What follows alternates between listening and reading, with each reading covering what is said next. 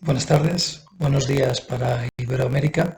Hoy tenemos la fortuna de charlar con José Ramón Pérez de Lama, doctor ingeniero de caminos, canales y puertos, quien ha desarrollado una gran carrera en la función pública.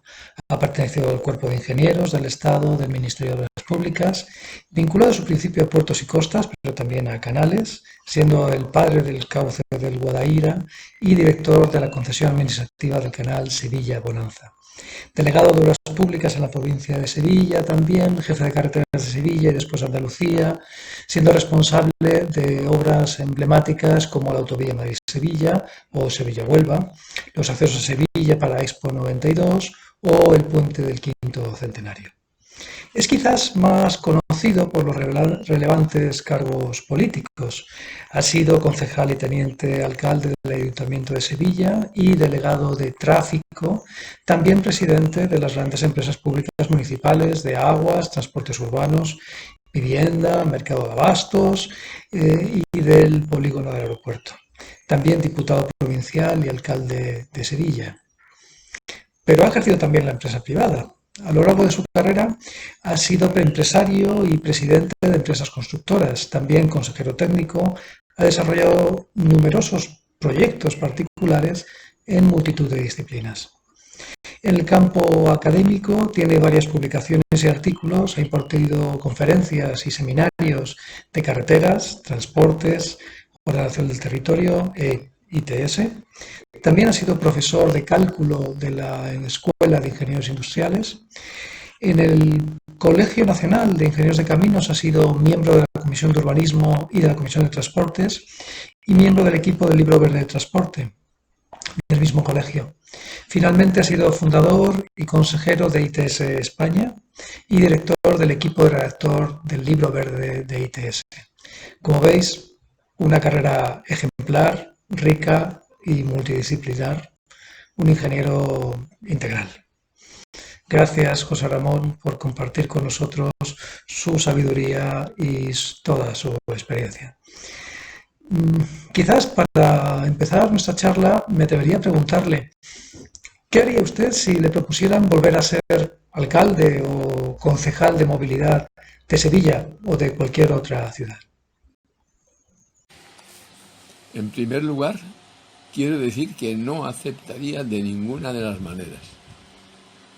En segundo lugar, les pediría que hicieran llegar unas sencillas ideas a la persona que finalmente aceptara el cargo, por si le fuera de utilidad, no por decirle lo que tiene que hacer. Les sugerencias serían: 1. Analice la situación actual. 2. Debe fijar un objetivo. 3. Es importante contar con un buen equipo técnico. 4. Debe preparar un plan. Y 5, por último, la publicidad o plan de comunicación. Hay que contar lo que se va a hacer y lo que se va haciendo a todos los interesados. Gracias por esta visión integral de la gestión de la ciudad. Por tanto, volviendo a su primer punto, ¿cómo se analiza la situación actual? Básicamente, se trata de preguntarse dónde estamos en lo importante a grandes rasgos. Empezar por conocer la población en la que estamos hablando, tanto residentes como visitantes, y sus necesidades de movilidad. Saber cuánto se mueven y cuántos desplazamientos de mercancías requieren, de dónde a dónde, los motivos, modos de transporte utilizados, horas, velocidad e itinerario de los desplazamientos. También es fundamental conocer, con una estimación suficiente, los efectos producidos por la movilidad: accidentes, emisiones nocivas, consumo energético, atascos, coste económico personal y público, falta de confortabilidad y equidad en los desplazamientos y distorsiones en cuanto al uso razonable del suelo. Todo ello y en la medida de lo posible, de forma sencilla y todo lo sintético que seamos capaces, pero con datos aunque aún no se han confirmado. Puede ser muy útil tener una breve evolución de los datos anteriores a corto, medio y largo plazo. Todo esto sin dedicarle demasiado tiempo que nos haga detenernos en la acción. Y más concretamente, en su opinión, ¿cuáles son los parámetros fundamentales que se deben tener en cuenta a la hora de establecer un objetivo para mejorar la movilidad? Todo se resumiría en la pregunta: ¿a dónde queremos ir? ¿Qué movilidad queremos alcanzar de forma realista? Para ello resulta de gran utilidad fijar pronto un primer objetivo, aunque luego requiera sus lógicos ajustes al afinar en los trabajos. El objetivo, para ser de utilidad, debe ser cuantificado en términos de cantidad de movilidad por motivos de desplazamiento, reparto modal, número de accidentes, emisiones no deseadas, atascos y velocidad comercial de transporte público, equidad en los emplazamientos, etc. Es evidente que los objetivos se retroalimentan con el plan, ya que estamos limitados por los recursos necesarios para ejecutar el plan. Y más concretamente, ¿podría precisar un poco más este tema del equipo humano necesario? Aquí se trata de tener clara la respuesta a la pregunta de con quién quiero conseguir el objetivo y desarrollar el plan. Por tanto, me refiero tanto al equipo interno de colaboradores como al que se desarrolla cooperando con otras entidades con las que se solapan mis competencias. Creo que es importante rodearse de buenos profesionales, técnicos, ingenieros, si se me permite, pero siempre con criterio técnico. Así evitaremos cualquier tentación ideológica que en la gestión divide a las sociedades y a los equipos. Dejemos la ideología a la hora de establecer los objetivos y el plan, y que la técnica los ejecute para optimizar recursos y aumentar las probabilidades de éxito.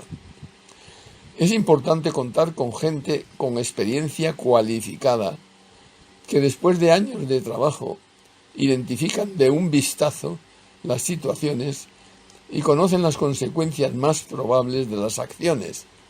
Nuestro equipo lo debemos seleccionar, si podemos, sobre todo por su capacidad técnica y actitud, su ilusión por cambiar las cosas si es que toca cambiarlas.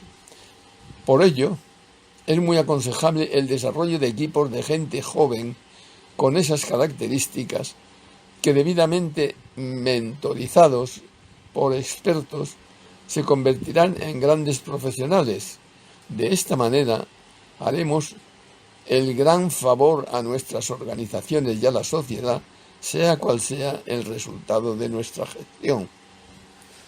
A la hora de formar equipos, a mí me gusta decir: busca gente buena y que haga lo que quieran.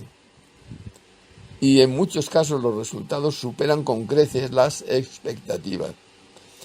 En la medida de lo posible debemos integrar e integrarnos con otras entidades en el trabajo a realizar. Ciertamente, esta colaboración con otras entidades es también un asunto clave. ¿Podría quizá compartir un poco más sobre este punto? En cuanto a la colaboración con otras entidades, lo más eficaz, cuando las personas lo permiten, es la colaboración sincera y tratar de integrar los diversos objetivos en uno común, por más difícil que parezca.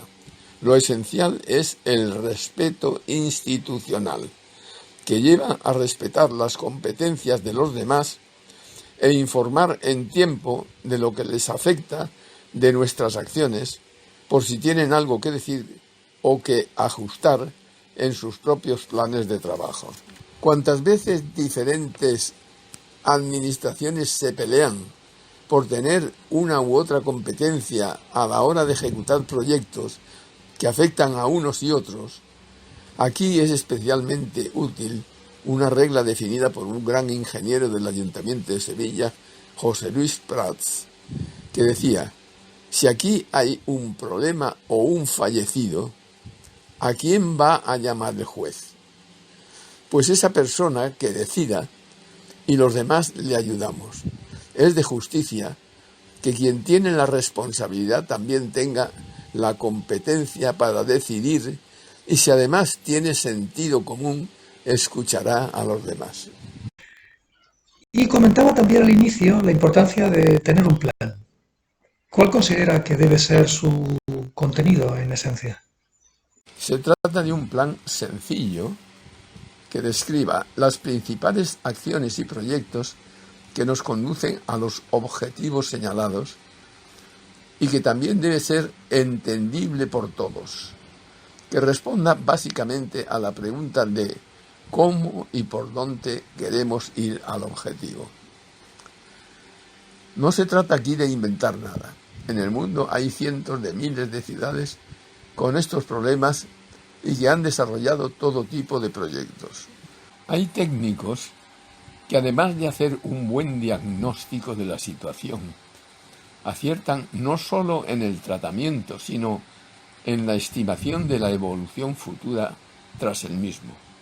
Ese es el caso de Ulises Wenzel, que, por ejemplo, se equivocó en muy poco en la estimación del uso de un sistema tan novedoso como el Transmilenio en Bogotá. Y no nos olvidemos tampoco de la comunicación, que en materia de movilidad no es nada fácil. ¿Cómo enfoca usted la cuestión de contarlo a los afectados y a los interesados? El objetivo aquí es buscar complicidades. Cuantas más mejor, hacerles partícipes, ya que es un tema que afecta a casi todos, incluida también la comunicación interna, para que nuestro equipo no solo ejecute, sino que asuma el plan como propio. Un caso paradigmático es el Pacto por la Movilidad en Barcelona. Participó todo el mundo, se escuchó a todo el que quiere hablar. El ayuntamiento hacía de árbitro entre los comerciantes que discutían con los vecinos, los transportistas, los ciclistas o los taxistas. Al final se explicaban las posibilidades técnicas y se encontraba una solución que era aceptable para todos y que, casualmente, coincidía casi siempre con lo que los técnicos habían previsto.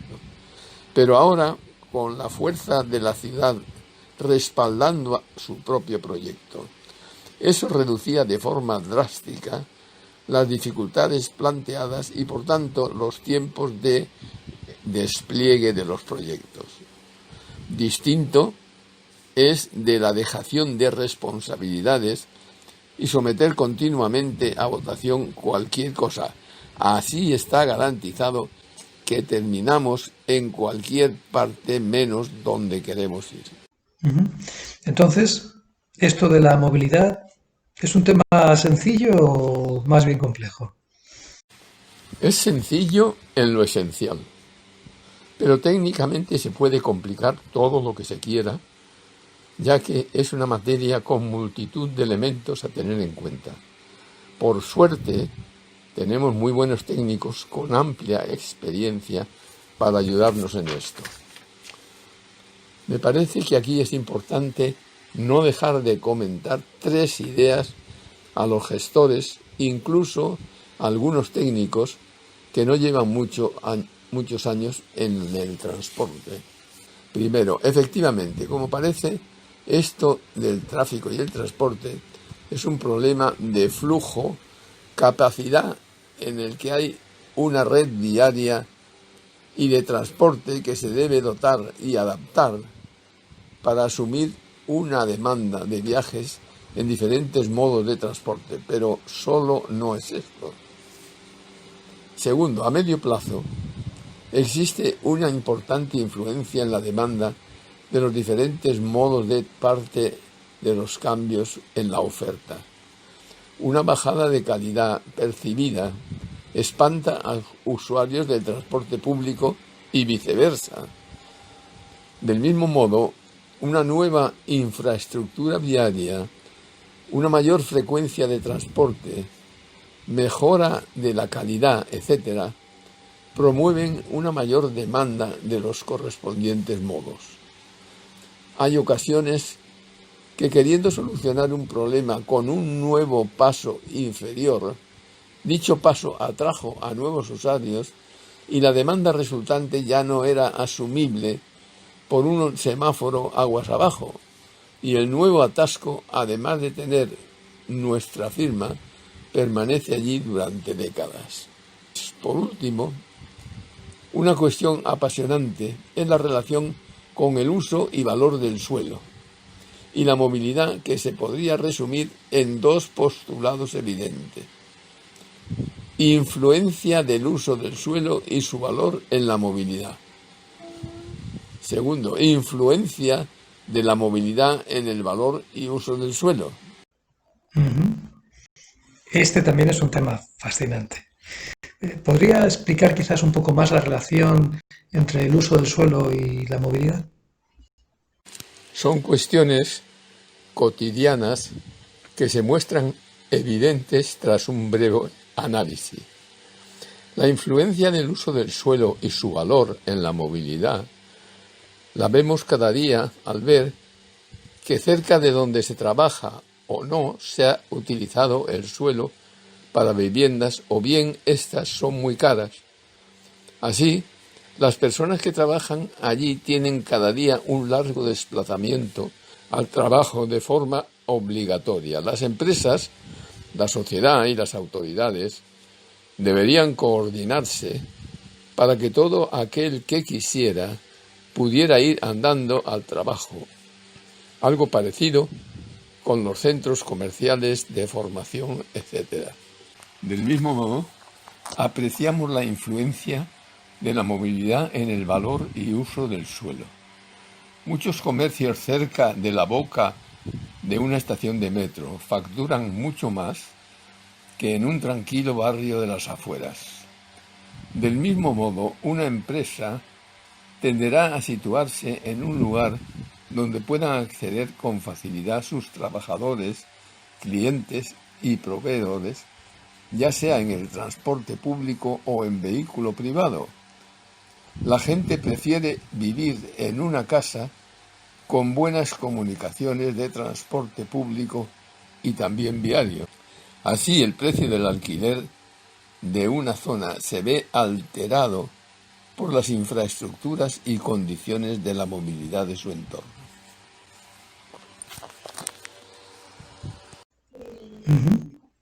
De modo que podríamos hacer la gran pregunta. ¿Es que tiene solución la movilidad? A mí me gusta utilizar la expresión de mi compañero Sebastián de la Rica, uno de los padres de la ingeniería de tráfico en España, que la movilidad tiene soluciones, no existe una solución única. Para identificarlas, como en todo en la vida, hay que identificar primero cuál es el problema que queremos solucionar. La movilidad es un tema complejo, como ya se ha comentado, no solo por la relación oferta-demanda.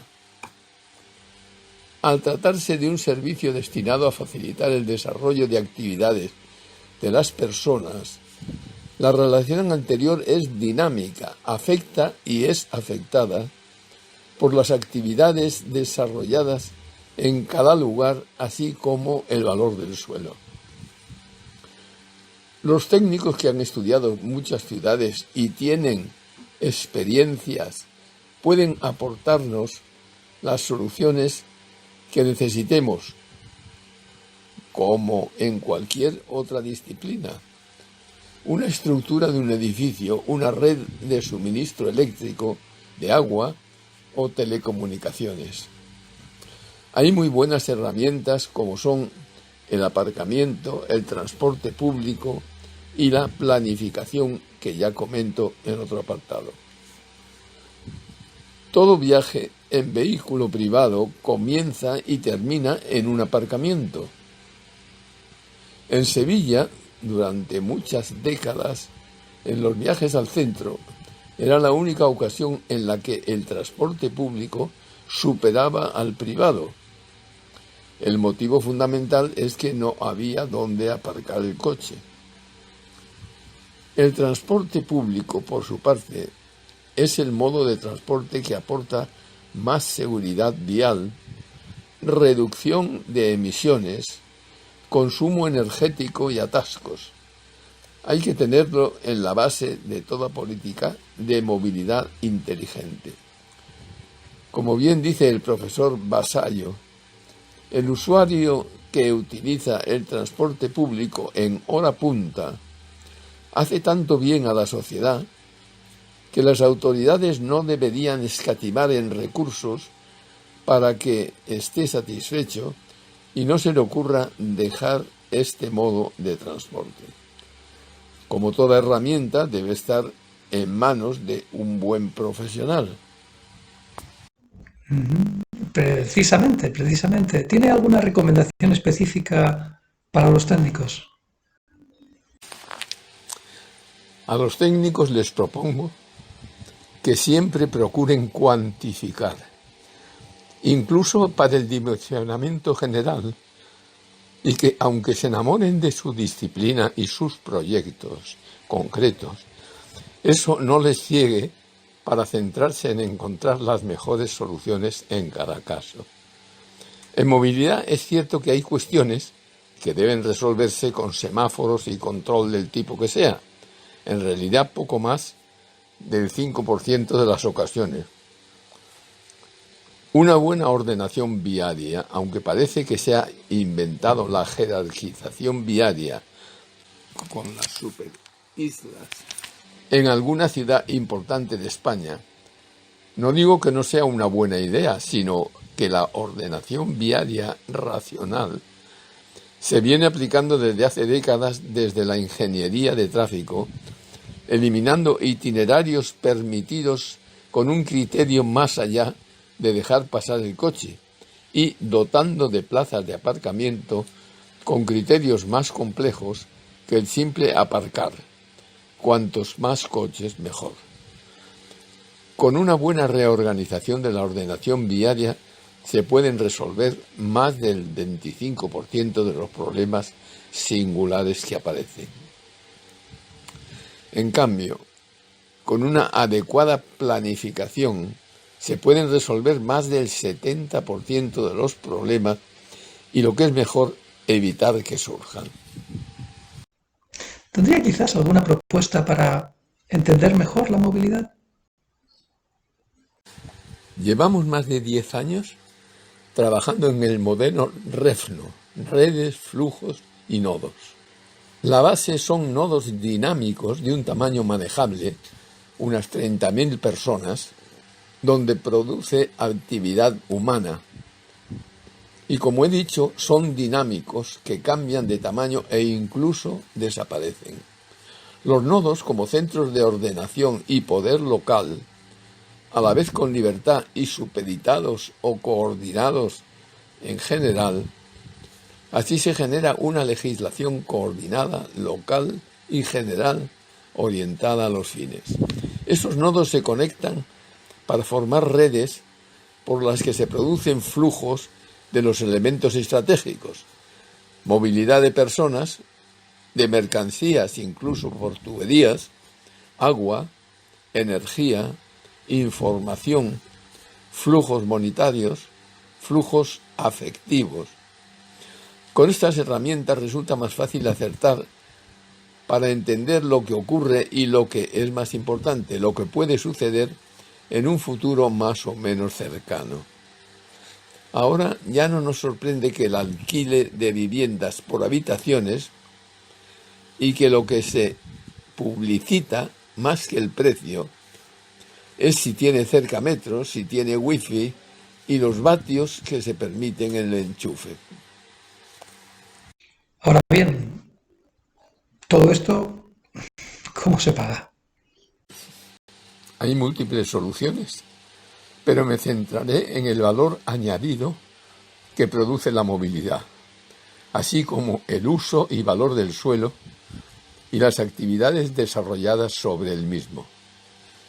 Del mismo modo que la movilidad no es un fin en sí misma, sino un medio para facilitar otras actividades, esa capacidad facilitadora le proporciona un valor estratégico. El valor de la movilidad se ha visto con claridad con la crisis del COVID-19. Un viaje que no se puede hacer es una cafetería a la que no se acude, un restaurante donde no se almuerza, un espectáculo al que no se acude, algunas compras que no se hacen, un trabajo que no se desarrolla, etc.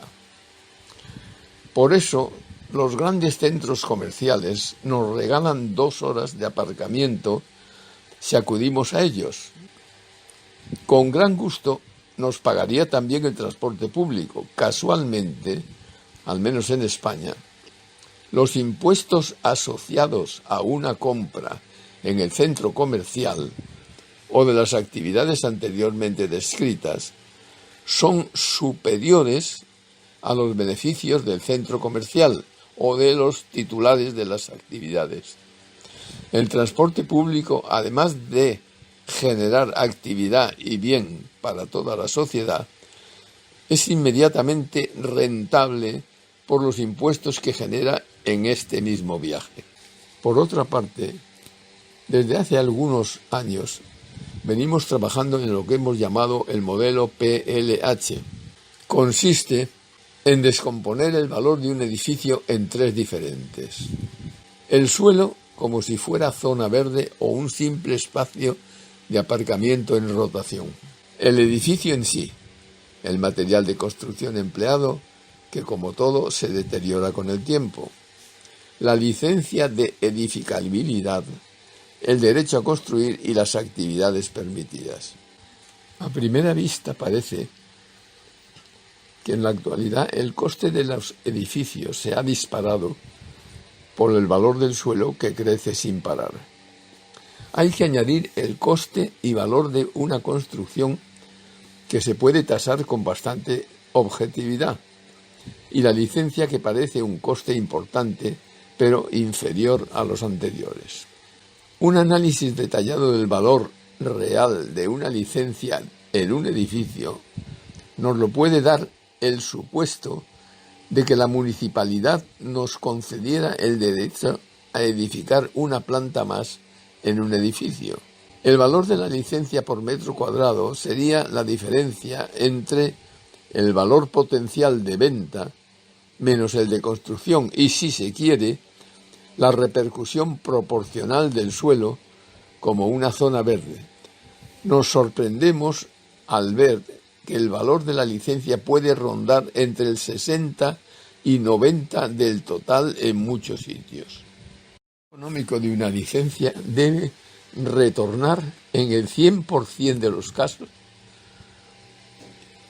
de su valor a la autoridad que la concede y no quedarse en más de la mitad en el camino de la especulación, como ocurre en muchos casos en la actualidad. Esto podría desarrollarse, pero lo dejo ahí por ahora. A los más iniciados en la política municipal no se les escapa que los planes de urbanismo de las ciudades a menudo terminan teniendo una muy importante misión de plan de financiación municipal.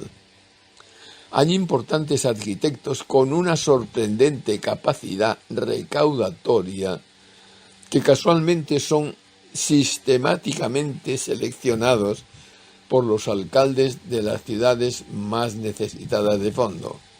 Con esta perspectiva, vemos cómo el transporte y las infraestructuras generan una plusvalía importante cuando aparecen en propiedades anteriores de terceros y lo hacen con el valor de sus licencias de edificabilidad según lo explicado. El proceso contrario es muy útil para visualizarlo. Cerremos una estación de metro para siempre. Las farmacias, las cafeterías, las oficinas, las viviendas del entorno sufren una repercusión importante. El precio del alquiler en la zona cambió dramáticamente y ese es el valor que estaba aportando la parada de metro.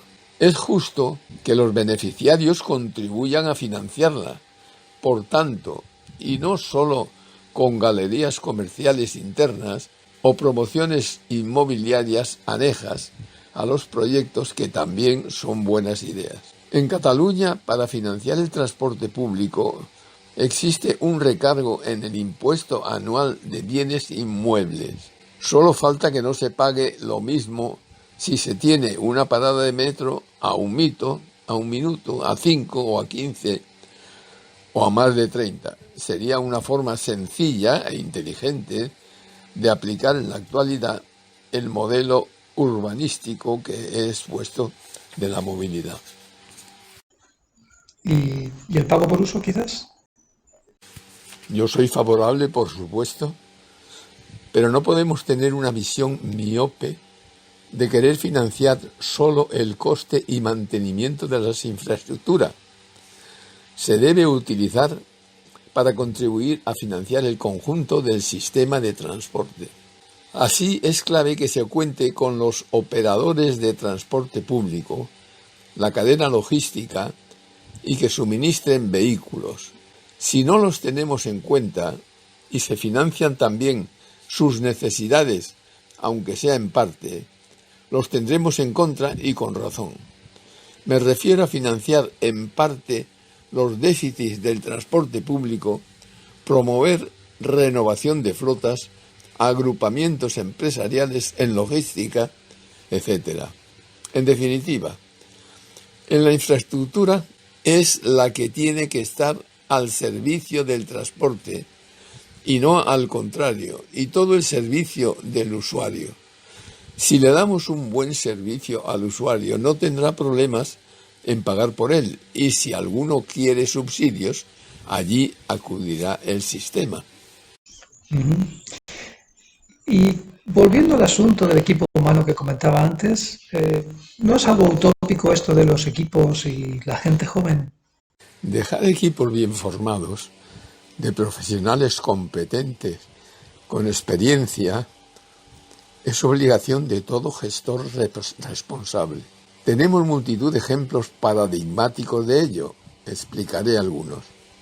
El caso de Julio García Ramón en Barcelona, que aprovechaba su colaboración con la universidad para identificar a los mejores alumnos, motivarlos para trabajar en movilidad en el Ayuntamiento de Barcelona y conseguir que todos quedaran como funcionarios antes de jubilarse.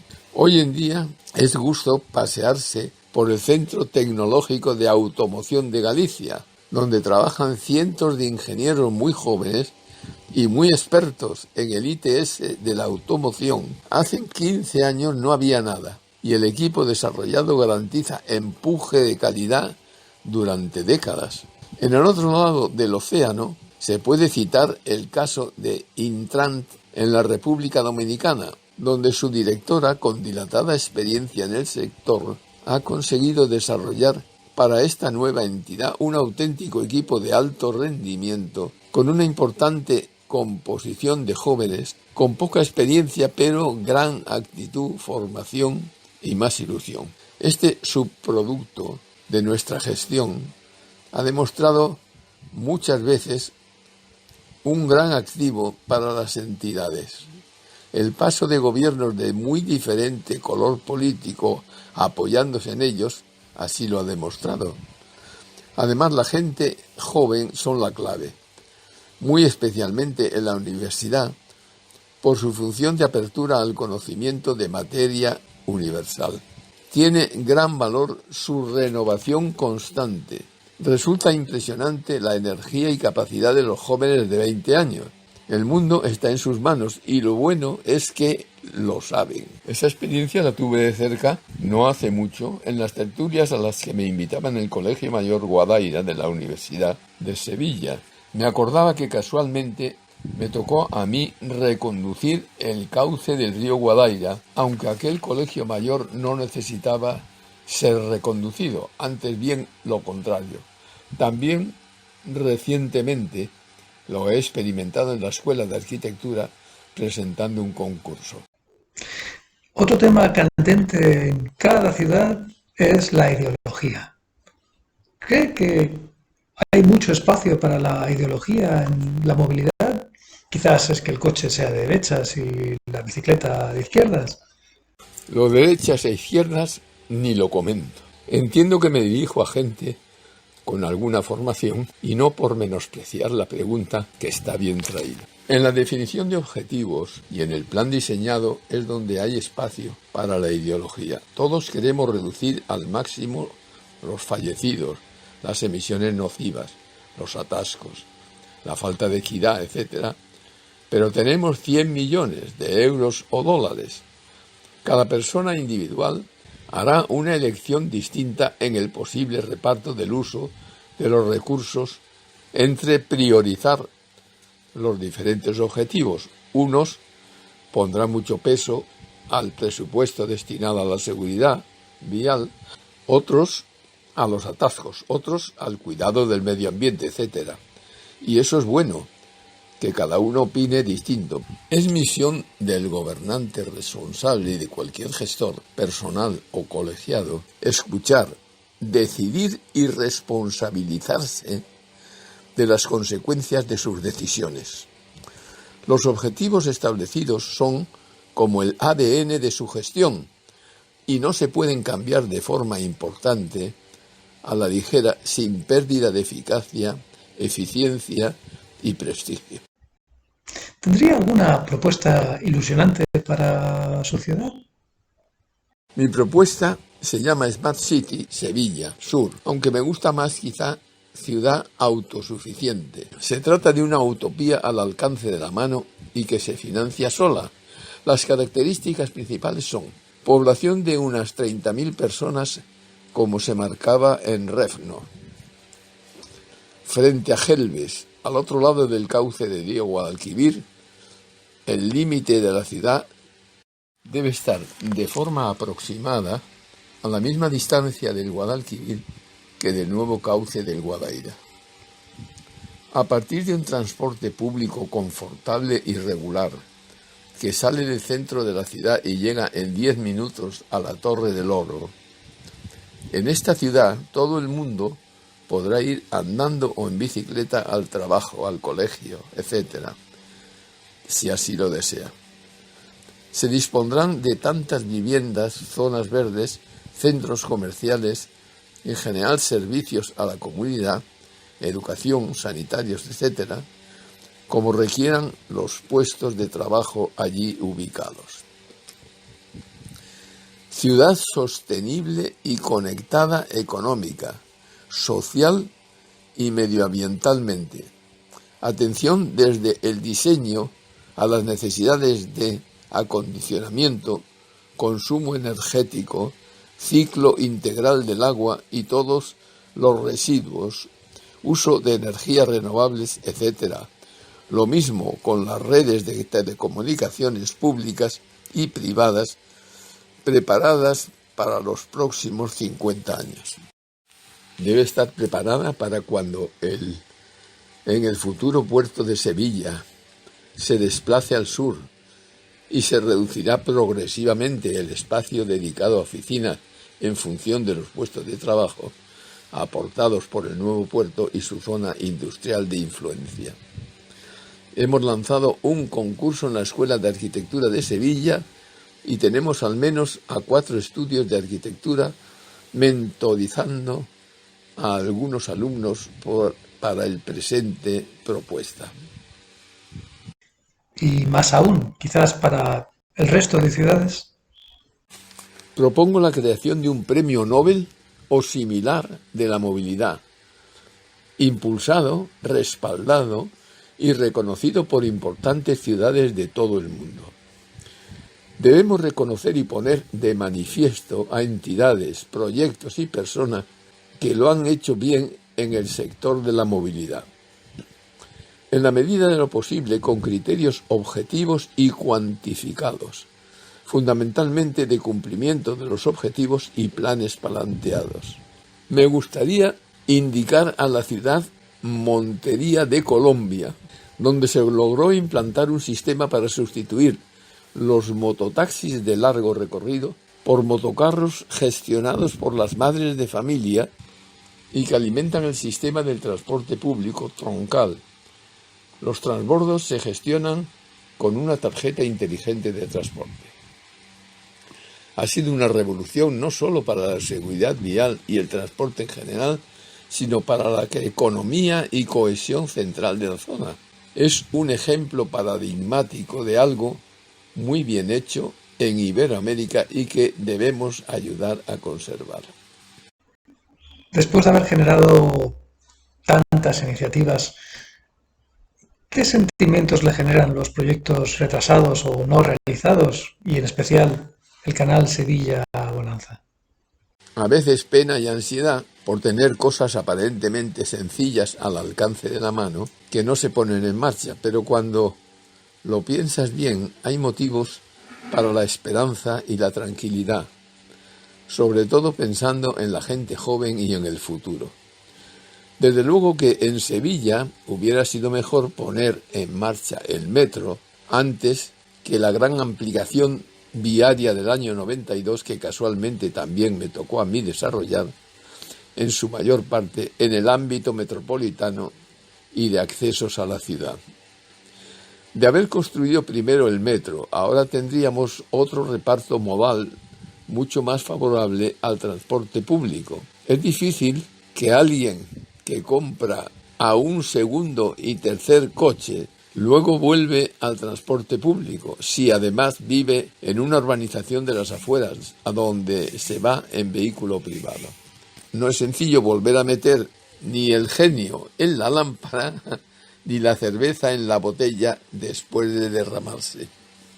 En cuanto al canal Sevilla-Bonanza, para lo que no conozca el proyecto, es como una autopista fluvial de Sevilla a Sanlúcar de Barrameda, donde desemboca el Guadalquivir. Sevilla hace 500 años era de los primeros puertos del mundo, y eso no va a repetir, pero tiene importantes activos estratégicos que hoy no está explotando. La historia de siglos del puerto de Sevilla muestra su progresivo desplazamiento al sur. En muchas ocasiones, que el puerto de Sevilla se desplazará hacia el sur, empujado por la ciudad, eso es un dato. Si no se ha hecho todavía es porque no han llegado ni el momento ni los responsables destinados a realizarlo. Cuando esto ocurra, descubrirán que el 80% del proyecto ya está ejecutado. Y por supuesto, lo más difícil, la rectificación del cauce del río, cortas de Isleta y Olivillo, con gran ventaja para la navegación, eslora mayor de los buques, por supuesto lo más difícil de todo, rectificando el río con las nuevas cortas de Olivillos e Isleta, facilitando la navegación de los barcos de gran eslora y, dado que el río le ha suprimido lo ha rectificado, la facilidad para que disminuir el dragado al aumentar la velocidad del agua. Y fundamentalmente, por fin, el alejamiento de Sevilla, para dejar libre toda la nueva parte de la nueva ciudad y dar terreno para la transformación de las instalaciones del puerto en un terreno nuevo con mucha mayor superficie, de 400 hectáreas a 2.000. Volviendo a la dimensión humana también, ¿qué querría comentar sobre los afectos? No descubro nada si digo que este es un aspecto esencial para el ser humano y, por tanto, para sus sociedades. Los ITS Iberoamérica Esto lo tenemos muy claro y lo utilizamos con frecuencia. Las ciudades tienen que buscar aliados, identificar otras con las que nos podamos complementar de forma inteligente. Así, establecer relaciones de amistad, comerciales y de todo tipo que puedan ser el origen de grandes proyectos y sobre todo una vacuna contra el provincianismo. En mi época de alcalde pude hermanar la ciudad de Guadalajara en Jalisco, en México. Es más conocida la relación de Sevilla con Kansas City, que da nombre a la vía principal con destino a Madrid, donde hay una famosa estatua, lo mismo que la réplica de Giralda situada en Kansas City. Muchas gracias.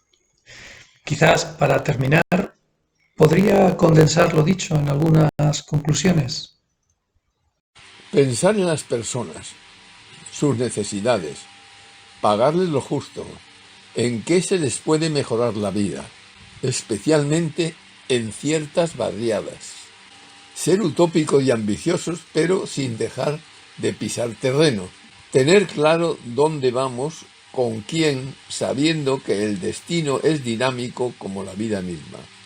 Aprender de la experiencia del conocimiento de los demás. Confiar en la gente joven.